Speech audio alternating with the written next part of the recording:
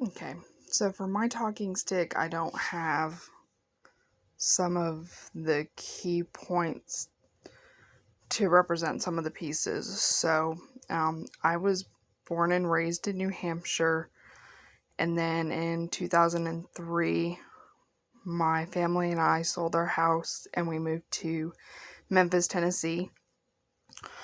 So the very first picture I have on my talking stick is up here.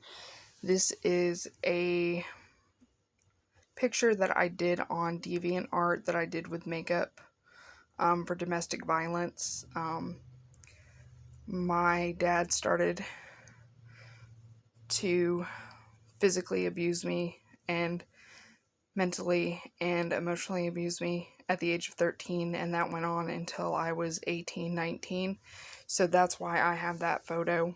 And that's what that stands for.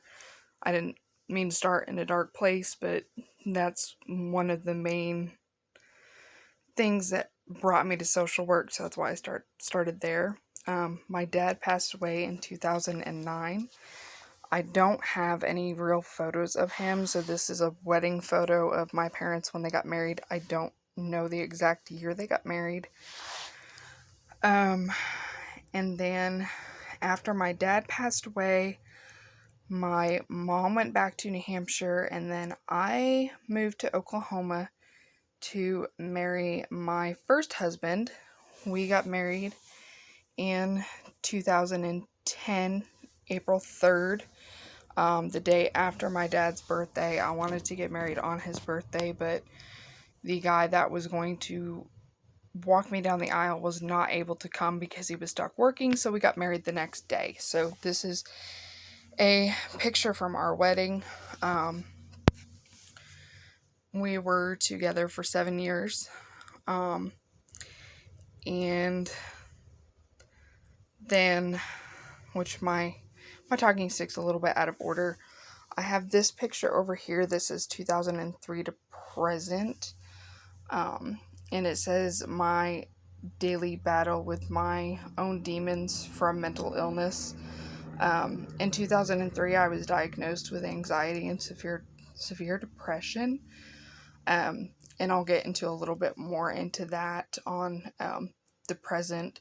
There was some more stuff I was diagnosed with later on for mental illness, and I actually wound up doodling this, I think in 2015, when I got diagnosed with the other stuff.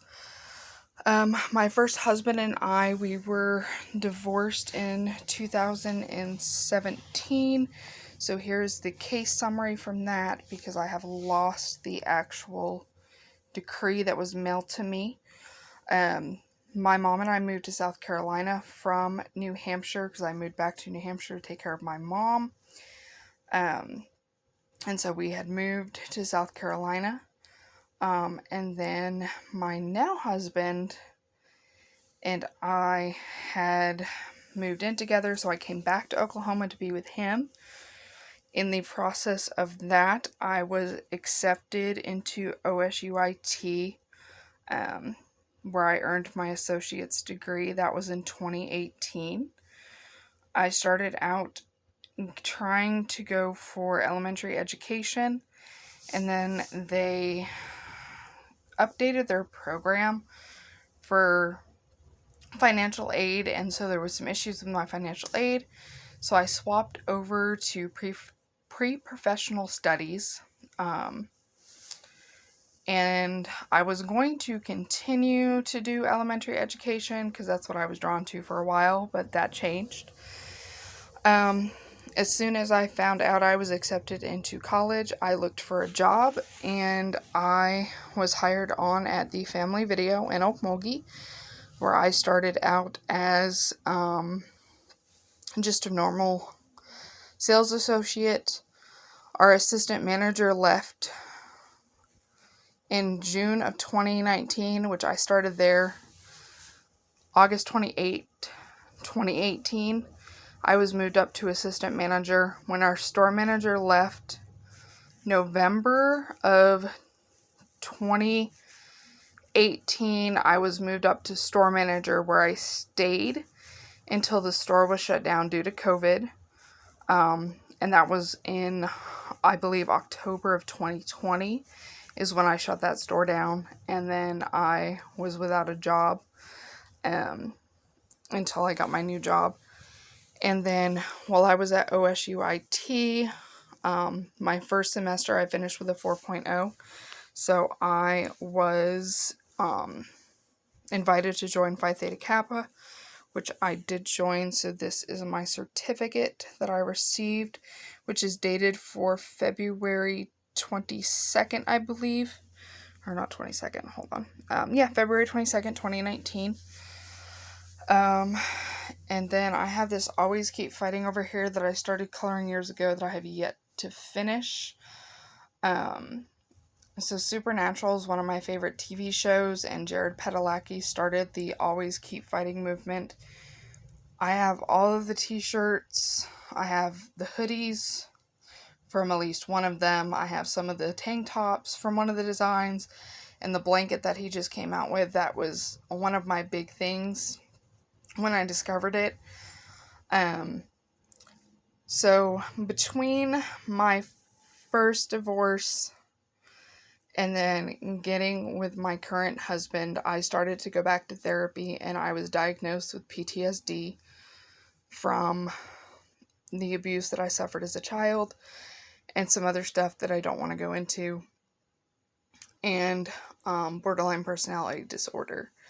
And so that's also why I have that drawing, and I doodled that, trying to explain to my husband just kind of what goes through my mind on a daily. And then just the Always Keep Fighting just helped me, and that's been my motto ever since.